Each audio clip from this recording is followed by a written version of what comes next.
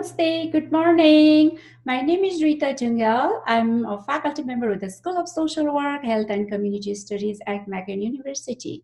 And I'm also a faculty co-chair for Sexual Violence Prevention Education Committee. On behalf of the Sexual Violence Prevention Education Committee, I would like to welcome all of you to the Sexual Violence Awareness Week 2020. Welcome. And today I'm going to talk about respect as it relates to sexual violence. When I'm talking respect as it relates to sexual violence, I'm going to base on the study that I did in collaboration with trafficking survivors for sexual exploitation who had been trafficked to brothels in India, and then now they are back in their communities, but they are also experiencing lots of challenges in their reintegration. While I'm trying to unpack respect based on the narratives of the trafficking survivors, I will take a look at from two different aspects: individual and community level, and also institutional and systemic level. Let's talk about individual and community level, what that means. You can see the diagram, and the diagram is self-explanatory. What we found from our research that people do care about our issues. However, you have to come up with your empathy nature. You have to be empathetic in order to reach out to us and show us you really do care about you, and you really do care about ending sexual violence and ending human trafficking. So this is our responsibility as an individual or as a member of community. You show them you are really caring and you are here to work with them. So they don't need our sympathy. They need only our empathy. And when we are trying to be interacting with people experiencing sexual violence or trafficking survivors, we really need to create a safe and non-judgmental environment. Otherwise, why would they share their stories? Why would they work with us if they don't trust us? So building relationship and establishing trust is also very critical in that environment. So listening to them and validating their experience is another aspect they want. From us. Our responsibility is to make them feel they are respected by listening to them very carefully, actively listening. So also our body language also comes to play when we are listening to them and validating their experience. If we don't understand, if we want to validate their experience, you can bring your some of your experience from your work, from your research, or from your practice. It could be anything, but it's really critical to validate their experience. And it's not good enough to just to listen to them, validate their experience and creating a safe environment. We need to make sure how we interact with them. We need to be using inclusive language. We need to be framing our language in a manner so they feel they are respected and their voices are heard and their stories are important to us. For example, we had a press conference after the research to share our findings with the media people. And one of our trafficking survivors, she was playing a master of ceremony role, and she did a wonderful job. And after we had the press conference, then a couple of media people, they reached out to her and said that you are so beautiful, you look so smart, and you look so talented, and you are very eloquent, but I'm not still sure how you got involved in trafficking, how you got trafficked. She was surprised, and I was surprised too, of course. And she said to me later, I thought it was a safe environment because I thought you created a safe environment. And I share some of my stories, and I thought people listened to us very carefully. But at the end of the day, what's the point? People were thinking that they were giving complimentary to her, but that's not the complimentary, that's very insulting to her. So it's really important to think about our language. And if we don't know, it's always okay to ask them, how can I frame explain my language, what kind of language would be more appropriate in this context. They feel always happy to answer to your questions, and they feel more respected. So once we listen to them, once we create a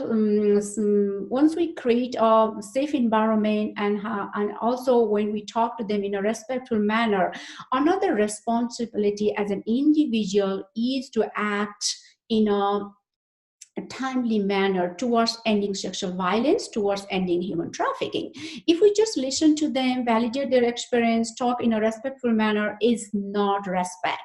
We have to be creating some kind of programming or action, so we feel we just are not here to listen your stories. We are here to work in solidarity in whatever capacity. For example, if you are a researcher, you can certainly work with victims of sexual violence or trafficking survivors,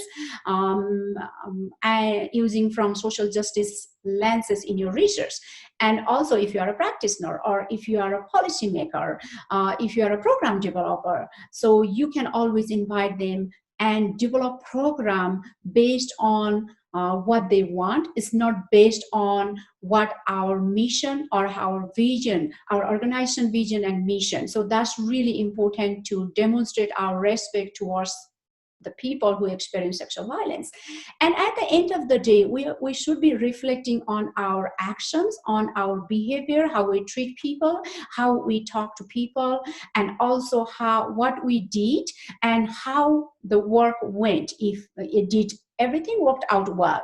If there are something that we need to revisit and act differently, we really need to think about that. So reflection part is also one of the ways to promote respect towards the people who experience sexual violence. And the last one is institutional and systemic level. How can we promote transformation? How can we help victim of sexual violence and trafficking survivors in terms of their regeneration? They want regeneration. That's how our research found. And what they are saying that it is very indispensable to invite us in program and policy development. If you are developing policy and program, our voices need to be captured in that process. And they are also saying that you need to be creating right-based program, or right-based approach should be included in your policy or program. What does that mean? I know some of those organizations, they always say that we are using victim-centered approach, but most of the time victim-centered approach try to meet the needs of the victims, but not necessarily it meets the aspiration of victims. That's why it's really critical to think from right-based approach, human rights approach, because we need to promote transformation. We just don't want to meet their needs. We need to meet their aspiration as well.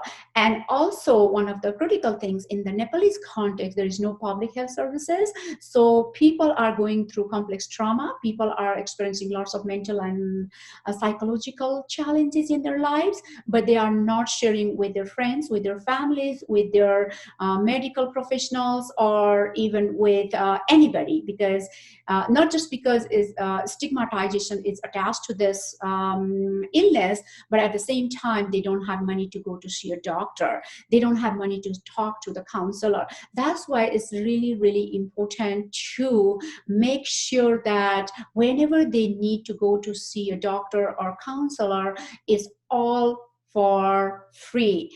When I say for free, what they said that is, again, the language thing. When they say that we are not here to ask you to give us a favor. We need social justice. And when you are developing programs and policy, it's also based on human rights and social justice.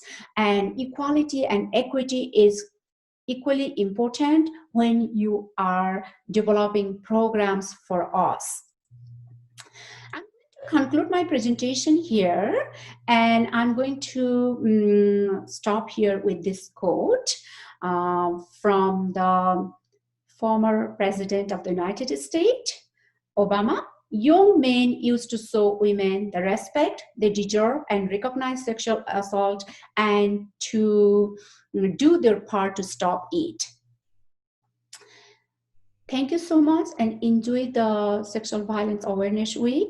And if you would like to talk to me more about this research or to understand more about respect, I'm with School of Social Work, so you can find out me. And also you can email me. So I'll see you around, and thank you so much for your time to listen to this presentation. Thank you so much.